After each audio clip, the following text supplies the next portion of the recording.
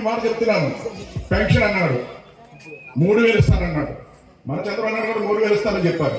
మన ప్రభుత్వం వస్తే 3,000 ఇచ్చాం. ఈయన 3,000 ఇచ్చాడా? 250 ఇప్పుడు ఇచ్చాడు. ఎలక్షన్ అప్పుడు 3,000 ఇచ్చాడు.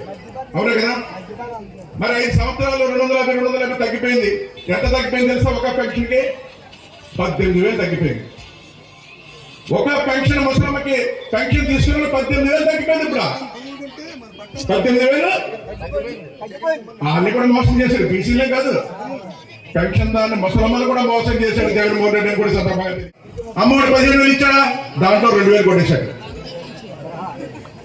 ఎంత పోయింది? 5 సంవత్సరాలు 10,000 పోయింది. అవునా? అమ్మ ఊళ్ళో మీకేమో 10,000 బాకీ పడ్డాడు, పెన్షన్ దానికేమో 18,000 బాకీ పడ్డాడు. ఇది మోసమే, అంత మోసం.